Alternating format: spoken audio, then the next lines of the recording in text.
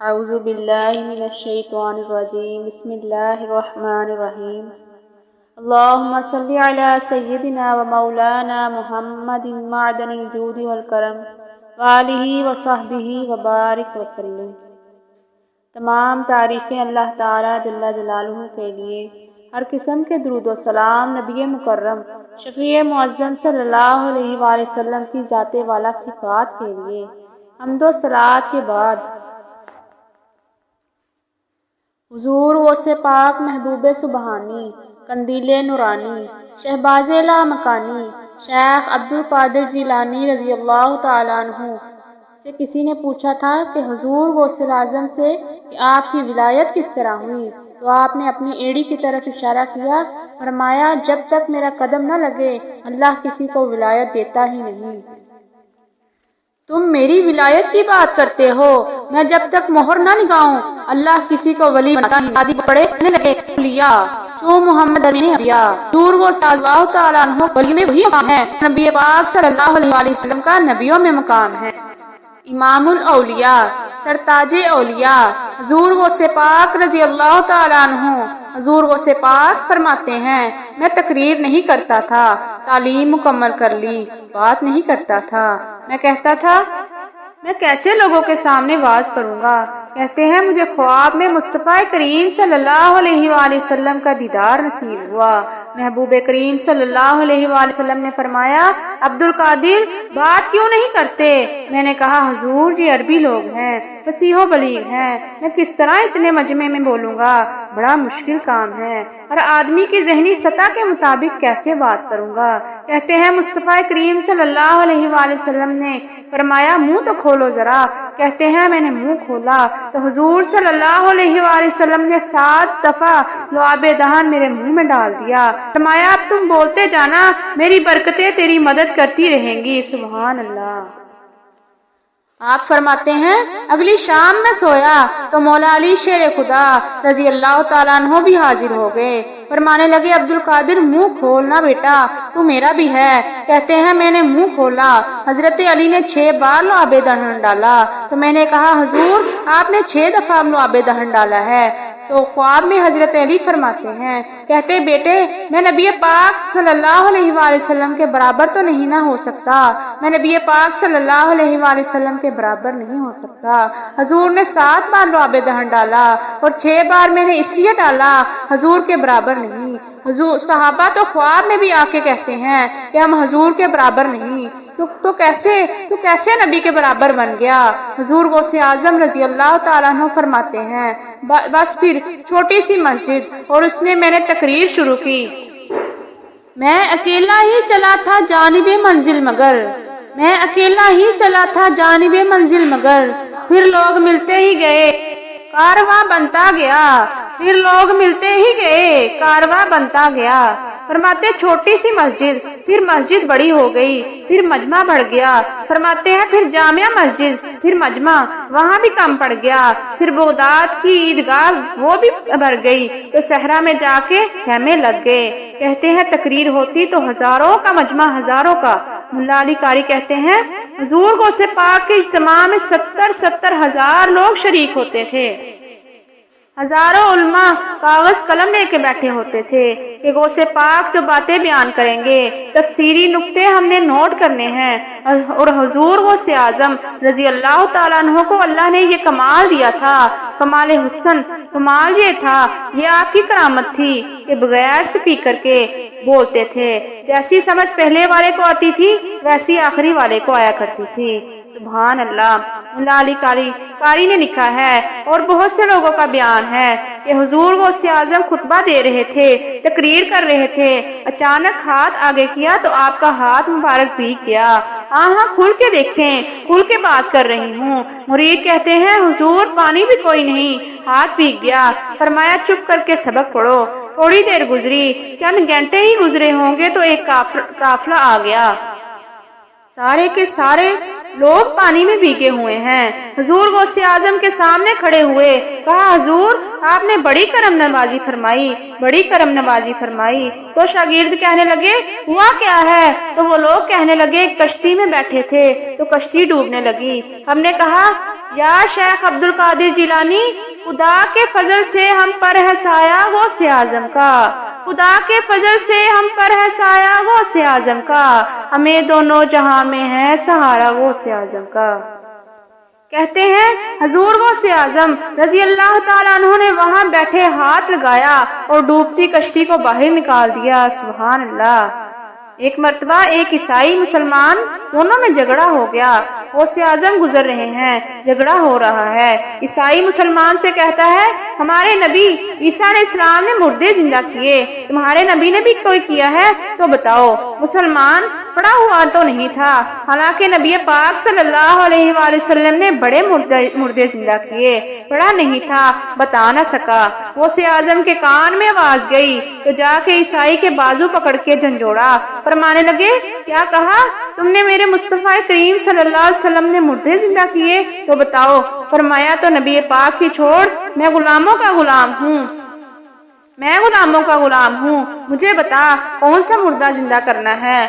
تو چھوڑ حضور صلی اللہ علیہ وسلم کی بات نہ کر، میں تو غلاموں کا غلام ہوں، مجھے بتا کون سا مردہ زندہ کرنا ہے۔ پرانی قبر پہ لے گیا، کہنے لگا جی اگر نہ ہوا تو؟ حضور غوث اعظم فرمانے لگے جو تو کہے گا وہ میں کروں گا۔ تو کہنے لگے اگر ہو گیا تو؟ اگر ہو گیا حضور غوث اعظم فرمانے لگے نہ میرے خانقاہ میں جھاڑو دینا، نہ میرے برتن دھونا، نہ میرے گھر کا سودا لانا، اگر زندہ ہو گیا تو بس میرے نبی کا کلمہ پڑھ لینا، بس میرے رسول کا کلمہ پڑھ جانا۔ اللہ اکبر۔ اس نے جو سب سے پرانی قبر تھی نا، وہ کہتا ہے یہ ہمارے دادا نے بھی نہیں دیکھا تھا، یہ بندہ کون ہے؟ اس قبر پر کھڑا ہوا، اس نے کہا اس کو زندہ کرے، تو وہ اسے پاک قبر کے سرہانے کھڑے ہوئے تو دعا کرنے لگے، کہنے لگے مولا اپنے لیے نہیں، تیرے رسول کریم صلی اللہ علیہ وآلہ وسلم کے لیے۔ پھر فرمایا قم باذن اللہ، اٹھ اللہ کے حکم کے ساتھ۔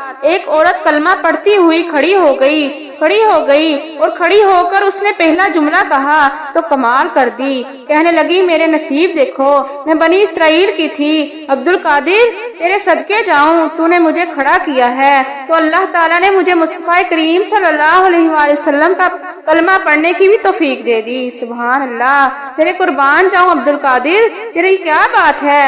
اب وہ بندہ دوڑ دوڑ کے غوث اعظم رضی اللہ تعالیٰ عنہ کے قدموں میں آیا، فرمانے لگے نہ کلمہ میرے مصطفیٰ کا پڑھنا ہے، حضور صلی اللہ علیہ وآلہ وسلم کا غلام بننا ہے۔ حضرت شیخ عبد القادر جیلانی حضور غوث اعظم رضی اللہ تعالیٰ عنہ معمولی بات نہ سمجھنا۔ حضور غوث اعظم فرماتے ہیں میں قدم نہ لگاؤں تو اللہ ولایت ہی نہ دے۔ ایک آدمی سے حضور غوث اعظم ناراض ہو گئے، ایک شخص سے فرمایا نکل جا میرے آستانے سے، دعا منگیا کرو سکھیو، کسے دا مرشد نہ رس جاوے، دعا منگیا کرو سکھیو، کتے مرشد نہ رس جاوے، تے جنہ دے پیر رس جاندے، وہ جیوندے وی مرے رہندے۔ وہ کہتا ہے میں 300 ولی کے پاس گیا، ہر ایک سے کہا میرے لیے دعا کرو، تو وہ کہنے لگے جسے عبد القادر دھتکار دے اس کو کوئی سینے سے لگا سکتا نہیں، چل واپس چلا جا۔ آ کے قدموں میں بیٹھ گیا، سونیا معاف کر دے۔ فرمانے لگے تو نے ہی دیر کر دی، میں تو کب سے معاف کیے بیٹھا ہوں، تو نے دیر کی آنے میں تو رسول اللہ صلی اللہ علیہ وآلہ وسلم کا غلام ہوں، اور حضور صلی اللہ علیہ وآلہ وسلم نے معاف کرنا سکھایا ہے۔ حضور غوث پاک رضی اللہ تعالیٰ عنہ واز کرتے، نصیحت کرتے، چونکہ نہ شہرت کے لیے، نہ مال کے لیے، نہ نوٹوں کے لیے، اس لیے غوث پاک رضی اللہ تعالیٰ عنہ جب تقریر کرتے نا، ایک دن بغداد میں بارش شروع ہو گئی، خطاب ہو رہا تھا، لوگ بکھرنے لگے تو 2 جملے حضور غوث پاک کے کہنے لگے یا اللہ تو دلوں کے بیچ جانتا ہے، اگر بندے میں نے اپنی ذات کے لیے اکٹھے کیے ہیں تو تیز بارش برسا دے، اڑا دے سارے کے سارے، اور اگر تیرے لیے اکٹھے کیے ہیں تو پھر تیری مرضی، رکھنے ہیں تو رکھ، بھیجنے ہیں تو بھیج دے۔ حضرت یحییٰ کہتے ہیں سارے بغداد میں بارش ہوتی تھی، اور جہاں غوث اعظم کی محفل ہوتی تھی وہاں کوئی بارش نہیں ہوتی تھی۔ حضور غوث اعظم تقریر کرتے تو کبھی کبھی وجد آتا تھا۔ وجد کس کو کہتے ہیں؟ وجد کبھی کبھی آپ کہتے ہیں نا میرے رونگٹے کھڑے ہو گئے، پھر کبھی کبھی آپ کہتے ہیں کہ آج تو آنسو رکتے نہیں، اسی کو وجد کہتے ہیں۔ یہ ایک کیف ہے۔ نہ انکار کری اجمیرا، اج موسم بڑا سہانا، مستی دا اجمی برسا دے، نہیں او پیاس دا کوئی ٹھکانا، تیرے کول اتر پرانا تے ساڈا درد بھی بڑا پرانا، تے میرا ہس ہس ٹال نہ سانو، اسی پیتیوں باز نہیں جانا۔ اللہ کے دریائے رحمت کو کبھی کبھی جوش آتا، اور میرے حبیب فرماتے ہیں کہ وہ پہلے آسمان پر نزول جلال فرماتا ہے جو اس کی شان کے لائق ہے، اور فرماتا ہے بندو مانگ لو جو مانگ لو گے میں دے دوں گا۔ میرے محبوب کے دریائے رحمت کو بھی جوش آتا تھا۔ حضور صلی اللہ علیہ وآلہ وسلم فرماتے تھے آج پوچھو، جس نے جو پوچھنا ہے پوچھو۔ حضور فرمایا کرتے تھے ایک دن حضرت ربیعہ بن سعد سامنے کھڑے تھے، فرمایا سل یا ربیعہ، ربیعہ جو دل کرتا ہے مانگ لے، تیرا نبی تجھے دے دے گا۔ کبھی کبھی دریائے کرم جوش میں تو غوث اعظم رضی اللہ تعالیٰ عنہ کو کبھی کبھی جوش آتا تھا۔ ایک دن تقریر کرتے جذبات میں آ گئے، جوش میں آ گئے، یوں نظر اٹھائی تو حضرت خضر گزر رہے تھے اوپر سے، اور جوش و جذبات میں فرمانے لگے او بنی اسرائیل کے ولی ذرا نیچے تو اتر، ذرا محمد عربی کے غلام کی بھی چند باتیں سن لے، ذرا محمد عربی کے غلام کی بھی چند باتیں سن کے جا، آ تجھے سناؤں رسول اللہ صلی اللہ علیہ وآلہ وسلم کے غلام کس طرح کے ہوتے ہیں۔ عالم وجد میں کیف میں تھوڑی دیر گزری تو مجمع میں سکوت طاری ہو گیا۔ آپ کے ایک خلیفہ تھے حضرت علی بن ہیتھی، وہ دیوار کے ساتھ ٹیک لگا کے سو رہے تھے۔ سارا مجمع دم بخود ہے، یہ کیا ہو رہا ہے؟ اوس سے پاک اٹھے، تبلیغ وہی رہ گئی۔ علی بن ہیتھی کے پاس جا کے یوں ہاتھ باندھ کے یوں کھڑے ہو گئے اور دیر تک نبی پاک صلی اللہ علیہ وآلہ وسلم پر درود پاک پڑھتے رہے۔ ان کی آنکھ کھلی تو وہ بھی روئے اور غوث اعظم رضی اللہ تعالیٰ عنہ بھی روئے۔ دعا ہو گئی، جلسہ ختم ہو گیا۔ غوث پاک سے پوچھنے کی طاقت نہ تھی کسی کی، ان سے کون پوچھے؟ لوگ حضرت علی بن ہیتھی کے پاس گئے، حضور یہ کیا ہوا؟ ہمیں سمجھ نہیں آئی۔ آپ فرمانے لگے تمہیں کیا بتاؤں، تم کسی معمولی پیر کے ماننے والے نہیں ہو۔ میں آج غوث پاک رضی اللہ تعالیٰ عنہ کی محفل میں بیٹھے بیٹھے ہی مدینے پہنچ گیا ہوں، سبحان اللہ، اور مجھے رسول اللہ صلی اللہ علیہ وآلہ وسلم کے جلوے نظر آنے لگے ہیں۔ پر میرے شیخ کا کمال تو دیکھو، جو میں خواب میں دیکھ رہا تھا عبد القادر ظاہری آنکھوں سے نظر فرما رہے تھے، ظاہری آنکھوں سے عالم وجد میں، کیف میں، سرور میں۔ اور جب غوث اعظم رضی اللہ تعالیٰ عنہ تقریر کرتے تھے نا تو 50 آدمی اس کونے سے کھڑے ہوتے تھے اور کہتے تھے حضور ساری زندگی گناہ کیے ہیں، اب توبہ کرتے ہیں، اب دوبارہ گناہ نہیں کریں گے۔ اس کونے سے 15 کھڑے ہوتے تھے، حضور ڈاکے ڈالے ہیں، ساری زندگی، ساری عمر، اب توبہ، آپ کی بات نے دل بدل دیا، اب توبہ، آپ کی بات نے دل بدل دیا ہے، اللہ نے توفیق ہدایت دی۔ ادھر سے 10 کھڑے ہوتے، حضور سود کا دندہ، چوری کا دندہ، آج کے بعد توبہ۔ ایک بزرگ تھے، کہتے ہیں کہ روز بندے توبہ کرتے ہیں، آج میں گنوں نا کہ ایک محفل میں کتنے کرتے ہیں، آج گنوں نا، آج مختلف ذرائع ہیں، کیلکولیٹر ہیں یا مختلف چیزیں ہیں۔ اس زمانے میں گٹھلیاں ہوتی تھی کھجور کی، یا داغے لے جاتے تھے، اس سے گرا باندھ کر کیلکولیٹر کرتے تھے۔ وہ کہتے ہیں میں نے اپنے پلو کے نیچے چادر میں داغا چھپا لیا، ایک بندہ توبہ کرنے اٹھا تو ایک گرا لگا دی، دوسرا اٹھا تو دوسری گرا ڈال دی۔ کہتے ہیں اچانک بندے زیادہ ہو گئے، اب میری سپیڈ ہی بڑی کم تھی، میں کوشش کرتا، کہتے ہیں میں نے بڑی کوشش کی، پر جب میں تھک گیا نا اور تھوڑا سا میرا سانس بھی پھولنے لگا، پریشان بھی ہوا، تو غوث پاک رضی اللہ تعالیٰ عنہ نے میری طرف دیکھا اور دیکھ کر مسکرائے اور مسکرا کر فرمانے لگے یحییٰ میں دلوں کی گرہیں کھولتا جا رہا ہوں، تو بند کرتا جا رہا ہے، میں گنا کھول رہا ہوں تو گنا لگا رہا ہے، اور چھوڑ دے یار، تجھ سے نہیں گنا جائے گا۔ یہ عبد القادر کی وجہ سے توبہ نہیں کر رہے، خدا کے فضل کی وجہ سے توبہ کر رہے ہیں، اور اللہ کا فضل گنا جا سکتا ہی نہیں ہے، شمار کیا جا سکتا ہی نہیں ہے۔ فرمایا نہ کر۔ آپ نے 40 سال لوگوں کو تبلیغ فرمائی، ہزاروں یہودیوں نے کلمہ پڑھا، لاکھوں نے عیسائیوں کا بڑا عالم تھا۔ وہ کہتا میں پوری انجیل پڑھتا تھا، جتنے نسخے تھے سب مجھے یاد تھے، لیکن میں متاثر ہو گیا اسلام سے۔ یمن کا رہنے والا تھا، لیکن میں نے ایک ٹھان لی، اس کے ہاتھ پر کلمہ پڑھوں گا جو اس وقت نبی پاک صلی اللہ علیہ وآلہ وسلم کی امت میں سے سب سے زیادہ شان والا ہوگا۔ کہتے ہیں میں سویا تو خواب میں جناب عیسیٰ علیہ السلام کا دیدار ہوا، اور مجھے کہنے لگے تلاش کرنے کی تو ضرورت ہی کوئی نہیں، بغداد چلا جا، بغداد حضور غوث پاک رضی اللہ تعالیٰ عنہ کی بارگاہ میں۔ لیکن یاد رکھو یہ نسبت اتنی تگڑی ہے کہ ہمارے صوفیہ نے ساری زندگی غوث اعظم کا غلام کہلانے میں فخر محسوس کیا ہے۔